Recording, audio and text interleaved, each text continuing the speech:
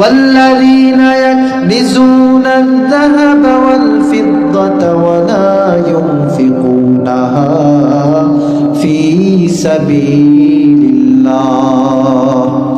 আল্লাহ পাক রব্বুল আলামিন বলেন, যারা সম্পদ তথা স্বর্ণ রূপা যারা এটাকে শুধুমাত্র পুঞ্জীভূত করবে, জমা করবে, আল্লাহর রাস্তায় ব্যয় করবে না, আল্লাহর রাস্তায় খরচ করে না, ব্যয় করে না, তথা যাকাত দেয় না, দান সদকা করে না, শুধু জমায়, শুধু পুঞ্জীভূত করে।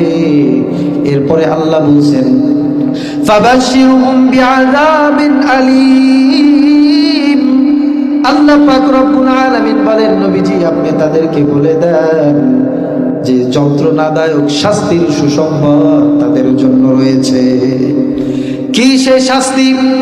আল্লাহ পাক বলেন, ইয়াউমা ইউহমা আলাইহা ফি নারি জাহান্নাম ফাতুকওয়া বিহা জিবাহুম ওয়া জুনুবুহুম ওয়া যুহুরুহুম।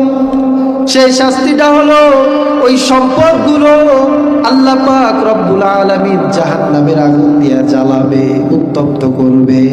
এরপরে আল্লাহ পাক রব্বুল আলামিন যারা যাকাত দিবে না, দান সদকা করবে না, তাদের কপালে দাগ দিবে, তাদের পাঁজরে দাগ দিবে, এরপরে তাদের পিঠের উপর দাগ দেওয়া হবে।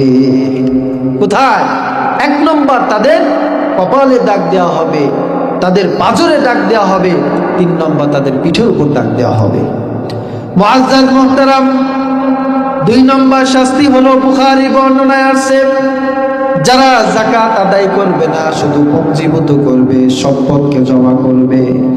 বুখারীর বর্ণনায় আসছে ওই সম্পদগুলো বিষাক্ত সাপের আকৃতি ধারণ করবে। এরপরে হাসুরের ময়দানে তাদেরকে ধাওয়া করতে থাকবে।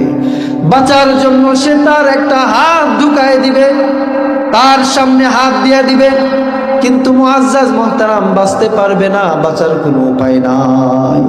এরপরে ওই সাপ তার গলার মধ্যে পেঁচিয়ে 2 গালের মধ্যে কামড়াতে থাকবে আর বলতে থাকবে, আনা মালুকা আনা কানজুকা, আমি তোমার সম্পদ, আমি তোমার সেই গচ্ছিত সম্পদ যেটা তুমি জমা করতা, আল্লাহর রাস্তায় ব্যয় করতা না, যাকাত আদায় করতা না, সেই সম্পদ আমি।